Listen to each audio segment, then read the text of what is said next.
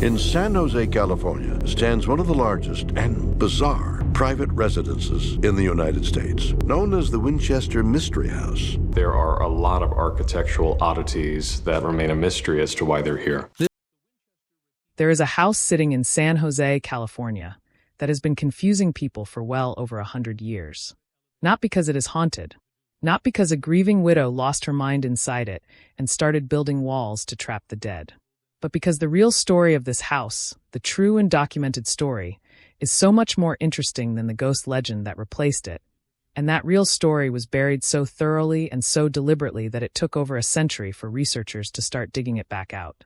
What they found when they finally went looking was not a monument to madness. It was a monument to genius. In 2015, a man named Walter Magnuson took over as general manager of the Winchester Mystery House. On some of his very first walkthroughs of the property, he started asking a question that sounds almost embarrassingly simple in hindsight. He wanted to know why so many doors inside the building were locked. Not decoratively locked. Not ceremonially sealed. Actually physically locked, with nobody apparently knowing what was on the other side. Magnuson and his preservation team began working through the property systematically, and over the next 2 years they opened 40 previously sealed or forgotten spaces throughout the structure.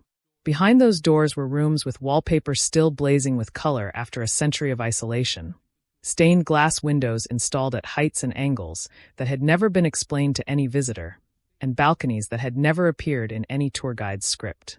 Magnuson told journalists plainly that there were very possibly spaces inside the house that no living person had ever entered, because without blueprints, there was no complete map of what Sarah Winchester had actually built. The single most significant discovery came in 2016, when the team broke through into a sealed attic space that had been completely shut off since September of 1922, the month Sarah Winchester died. They named it the Daisy Room, after the pattern pressed into its window glass.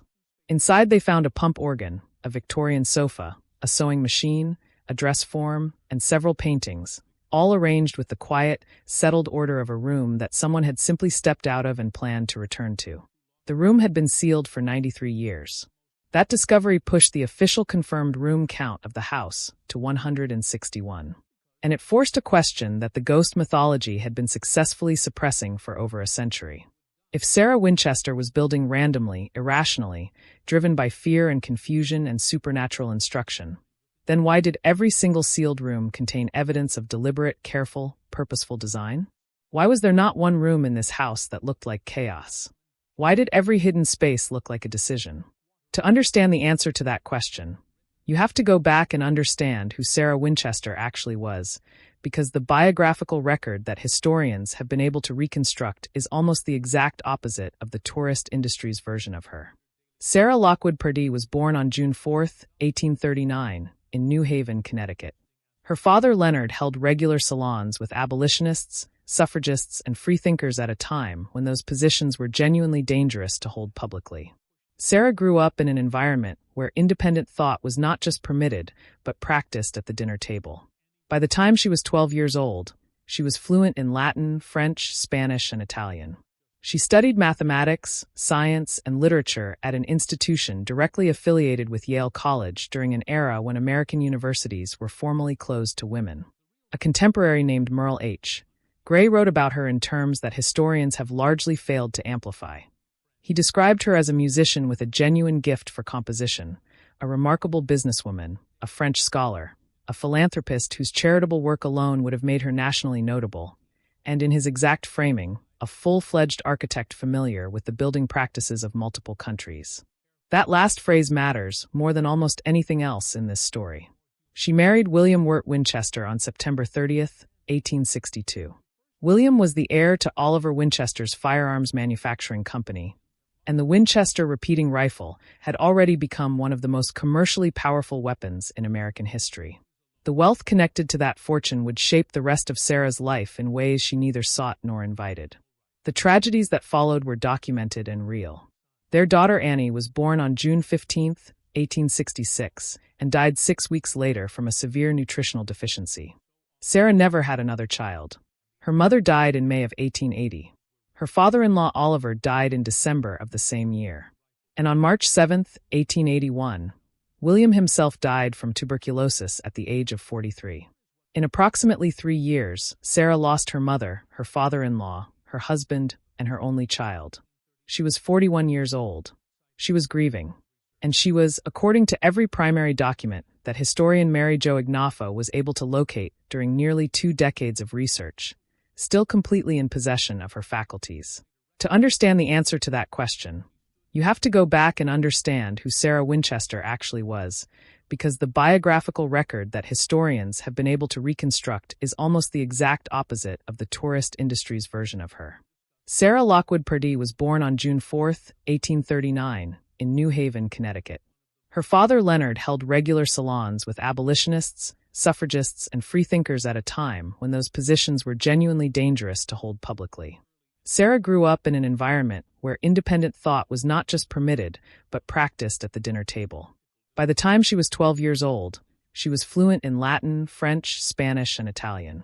She studied mathematics, science, and literature at an institution directly affiliated with Yale College during an era when American universities were formally closed to women.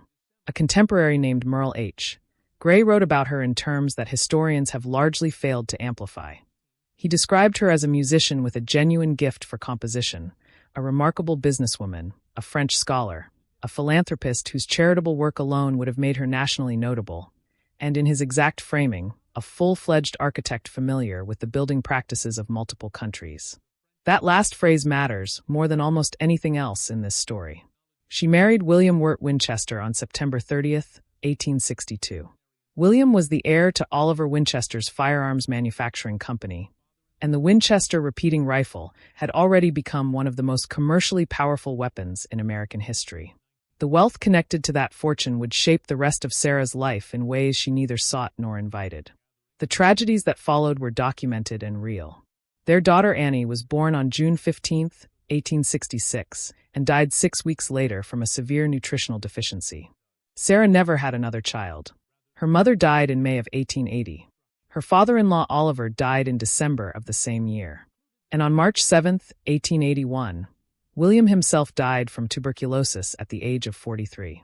In approximately 3 years, Sarah lost her mother, her father-in-law, her husband, and her only child. She was 41 years old. She was grieving. And she was, according to every primary document that historian Mary Jo Ignafo was able to locate during nearly 2 decades of research, still completely in possession of her faculties. The mythology around her inheritance is one of the most frequently repeated and least accurate elements of the Winchester legend. The figure of $20 million and $1,000 a day in passive income was not sourced from any financial document Sarah ever signed. It was invented and amplified by tour guides and promotional materials. Ignafo's research into the actual estate records tells a considerably more complicated financial story, and one in which Sarah emerges not as a passive heiress, but as an active investor and businesswoman managing her own affairs. When she arrived in California around 1884 and purchased a farmhouse on 45 acres in San Jose in 1886, the decision was not driven by supernatural instruction. Her physicians had recommended the California climate for her worsening rheumatoid arthritis, and the real estate market in the Santa Clara Valley was, from a pure investment standpoint, a rational place to put capital. The lie that turned Sarah Winchester into a ghost story was not built in a single moment. It was constructed in layers over decades by people who had never met her and had no particular interest in accuracy.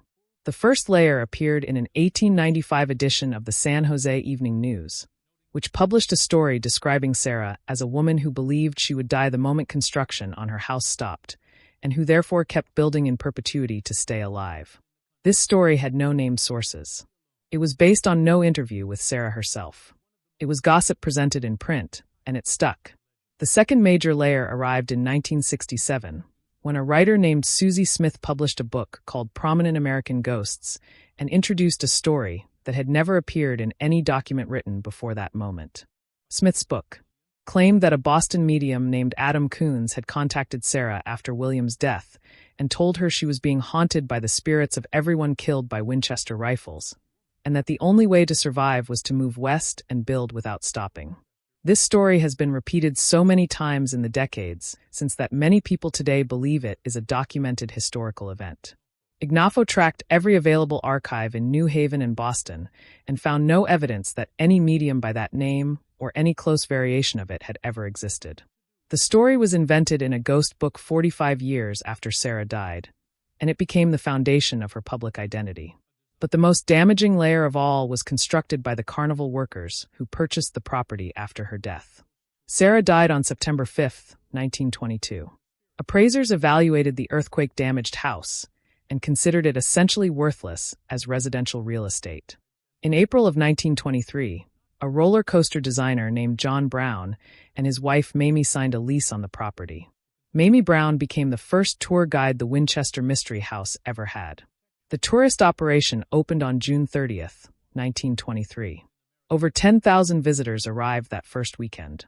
Mamie Brown stood in front of every group and described Sarah Winchester's supernatural obsessions, her fear of the dead, her desperate attempts to confuse the spirits with disorienting architecture. She had never met Sarah Winchester. She had no first-hand knowledge of anything that happened inside those walls. She invented the narrative wholesale, and it generated revenue for over 100 years. The people who had actually known Sarah were horrified. Former workers, neighbors, friends, and contractors who had spent years on the property described her to anyone willing to listen as clear-headed, financially sophisticated, and quietly generous. A carpenter named James Perkins, who had worked on the actual construction of the house, stated explicitly that the features most associated with the ghost legend, the staircase leading to a ceiling, the doors that open onto blank walls, were built after Sarah Winchester died. They were installed by the tourist operation itself. The mythology manufactured its own evidence. When you strip the supernatural layer entirely away and examine the Winchester house as an engineering document, a completely different picture emerges. Sarah Winchester built her home with indoor plumbing providing both hot and cold running water and a functioning shower at a time when most American households of any wealth level considered indoor plumbing an optional luxury. She installed a forced air and steam heating system throughout a structure that also featured 47 fireplaces and 17 chimneys. She built a push-button gas lighting system powered by her own carbide generator, which the Winchester Mystery House's own documentation describes as genuinely revolutionary for private residential construction in that period. She installed 3 separate elevators, including an Otis electric model believed to have been among the earliest residential elevators on the entire West Coast. She designed a conservatory with automatic watering systems and slanted floors feeding excess water through trapdoors directly to her outdoor gardens, making it one of the earliest documented residential water recycling systems in California history. She built an annunciator, an early intercom system, with a master board in the staff quarters so that when she pressed a button in any room, a card dropped in the servants' area showing her exact location in the house. The most significant engineering achievement in the entire structure, however, has nothing to do with plumbing or lighting. It has to do with the ground itself. On April 18, 1906, the San Francisco Bay Area was struck by an earthquake estimated at magnitude 7.9. Before that morning, the Winchester house stood 7 stories tall. The quake destroyed the upper floors, the central tower, and several chimneys. The core of the structure survived. It survived because Sarah had built it using what engineers would later formally identify as a compensated foundation approach, in which the structure is not rigidly fixed to its brick base, allowing the building to absorb seismic movement rather than fracture under it. This is the same fundamental principle that underlies modern earthquake-resistant construction codes. Sarah Winchester applied it to a private residence in the 1880s, decades before earthquake engineering existed as a recognized discipline. The house also survived the 1989 Loma Prieta earthquake. The same foundation, still standing.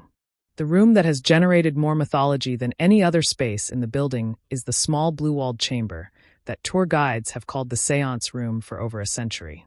According to the legend delivered to visitors, Sarah would be summoned to this room each night at midnight by a bell tower, would commune there with the spirits of the dead until 2 a.m, and would receive architectural instructions from those spirits before retiring. The room's 3 exits, its cabinet of hooks, and its angled entrance were all described as deliberate measures to confuse any ghost that might try to follow her. Every element of this story is false. Ignafo's research found that the seance room does not appear in any document written before a 1928 magazine article published 6 years after Sarah's death. The room itself was, according to the historical record, the private office and quarters of Sarah's head gardener, a Japanese man named Tommy Nishihara.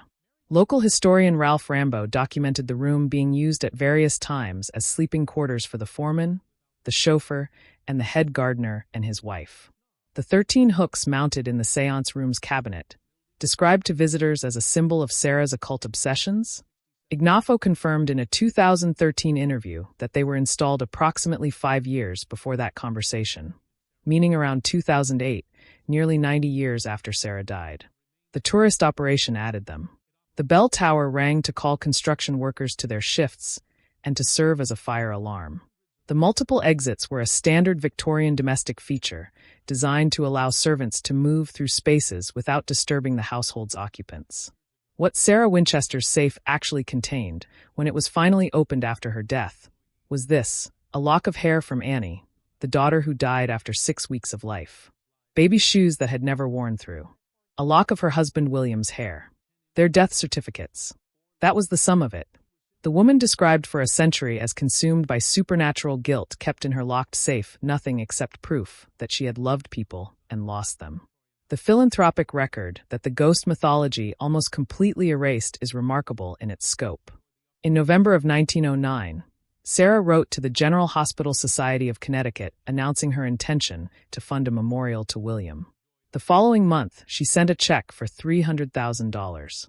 Over the following decade, historians estimate she donated over $1 million to that project alone, equivalent to roughly $15 million in present-day value.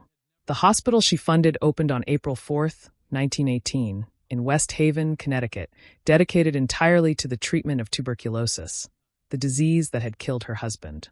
That institution was incorporated into Yale School of Medicine in 1948 and continues operating today as the Winchester Center for Lung Disease at Yale New Haven Hospital.